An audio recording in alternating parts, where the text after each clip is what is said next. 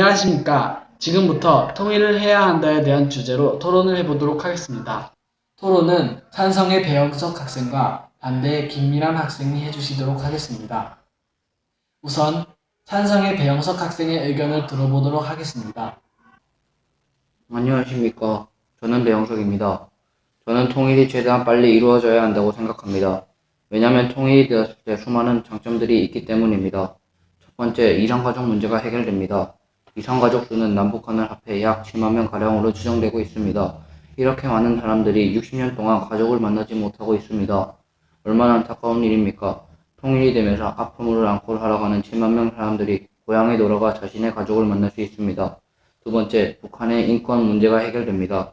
혹시 꽃제비라고 아십니까? 먹을 것을 찾아 일정한 거주지 없이 떠돌아다니는 탈북한 어린아이들을 일컫는 말입니다. 이 아이들은 일정한 거처 없이 조만간 인근 연변에서 구걸이나 소매치기로 하루하루 연명하며 살아가고 있습니다. 한참 자신의 재능을 키워야 할 나이에 자신의 불확실한 미래에 두려워하며 살아가고 있습니다.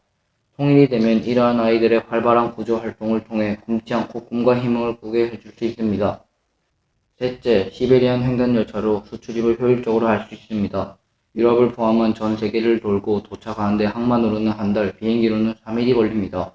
항만은 시간적 문제, 비행기는 비용적 문제가 있습니다. 그러나 시베리안 횡단열차는 저렴한 비용으로 단 한 주 만에 도착할 수 있습니다. 즉 시베리안 횡단열차로 경제적 이익, 시간적 이익, 두 마리 토끼를 한 번에 잡을 수 있다는 얘기죠. 넷째, 북한의 자원, 남한의 기술이 만나 경제 성장을 이룰 수 있습니다. 모두들 통일이 되었을 때 경제적으로 하락하지 않을까 생각하실 겁니다. 물론 통일된 당시에는 경제적 차이로 인해 문제가 발생할 것입니다.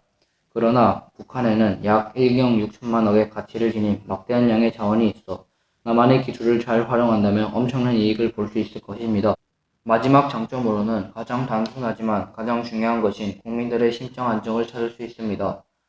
국민들은 언제 일어날지 모르는 전쟁의 불안을 안고 살아가고 있는데 통일을 하면 국민들이 편안한 마음으로 안전된 생활을 할 수 있습니다. 그러므로 통일은 꼭 되어야 합니다. 감사합니다. 네, 의견 잘 들었습니다. 그럼 다음으로 김미란 학생의 반대 의견 들어보도록 하겠습니다. 안녕하십니까. 저는 김민환이라고 합니다. 저는 지금으로서 통일이 되면 안 된다고 생각합니다. 왜냐하면 우리는 아직 통일을 할 준비가 되지 않았기 때문입니다. 첫 번째로 통일을 하면 경제가 어려워집니다. 통계 결과에 따르면 통일을 했을 시 국민 한 사람당 부담해야 하는 비용이 30년 동안 연 170만 원, 월 14만 원을 내야 한다고 합니다. 14만 원은 형편이 여유로운 사람들은 아무렇지 않게 느껴질지 몰라도 형편이 어려운 사람들에게는 엄청 큰 부담이 될 것입니다. 두 번째로 남북의 문화 차이 때문에 혼란이 생길 수 있습니다. 60년이라는 분단 기간 동안 남한과 북한은 정치 방식, 경제 상황, 교육 제도, 문화 등 거의 모든 것이 달라져 있습니다. 통일을 하면 이것을 맞춰가는 과정에서 심각한 국민들의 혼란이 생길 것입니다.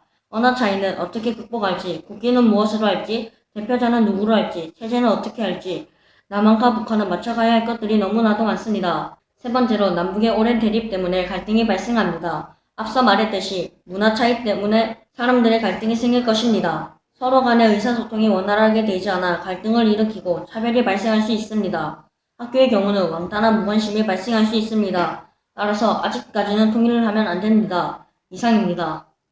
네, 의견 잘 들었습니다. 다음으로 자유토론을 하도록 하겠습니다. 자유토론은 사회자의 발언권을 받지 않고 자유롭게 의견을 묻고 답할 수 있는 시간입니다. 그럼 시작하겠습니다. 아까 남한의 기술과 북한의 자원이 만든 경제 성장을 이룰 수 있다고 하셨는데 30년 동안 1인당 약 170만 원의 세금을 내야 할 정도로 경제가 안 좋아진다는데 어떻게 경제 성장을 이룰 수 있다는 거죠? 네, 물론 통일된 당시 몇 년 동안은 경제 수준을 맞춰가기 위해 경제 수준이 하락할 수 있습니다. 그러나 통일이 빨리 될수록 통일 비용은 줄어듭니다. 통일이 되면 34조 4천억 경조의 군사 비용이 통일 비용으로 돌린다면 부담이 줄어들 것입니다. 또한 북한의 막대한 자원은 장기적으로 활용하면 우리나라 경제 회복이 될 것입니다. 만약 우리나라 경제가 심각한 상태로 떨어져 회복이 되지 않는다면 어떻게 해야 하죠? 우리나라는 필리핀의 원조를 받을 정도로 가난했습니다. 그런데 지금은 경제 15위로 경제적 대국으로 성장했습니다. 저는 우리나라 사람들의 긍지로 충분히 이겨낼 것이라고 생각합니다. 방금 남북의 문화 차이 때문에 혼란이 생길 수 있다고 하셨는데 저는 남북의 문화 차이는 통일에 큰 문제가 되지 않는다고 생각합니다. 왜냐하면 독일은 통일한 지 15년, 20년 만에 정비가 되었기 때문입니다. 15년은 짧은 기간이 아닙니다. 그리고 체제, 대표자, 국기, 언어 등 다른 것들이 너무나도 많은데 어떻게 문제가 아니죠? 체제는 자유민주주의로 갈 것 같습니다. 북한의 국민들도 억압받지 않는 삶을 살아가기 위해 찬성할 것입니다. 체제가 자유민주주의 체제로 가면 당연히 대표자는 투표를 통해 결정할 것입니다. 국기는 태극기를 사용할 것입니다. 태극기는 분단 전에도 사용해오던 것이기 때문입니다. 언어가 다른 점이 있긴 하지만 바로 의사소통하는 데 문제가 없어 천천히 시간을 두고 맞춰간다면 괜찮을 것입니다. 네, 자유토론은 여기까지 하도록 하겠습니다. 열띤 토론이 계속되었는데요. 그럼 우승자를 결정하도록 하겠습니다. 우승자는 통일의 장점을 통하여 통일을 왜 해야 하는지 구체적으로 잘 설명해준 배영석 학생입니다. 반대 의견에 대해 잘 반박해 주었는데요. 통일을 하면 국민들의 심적인 안정감을 줄 수 있다는 점에서 큰 동감을 얻었습니다. 축하드립니다.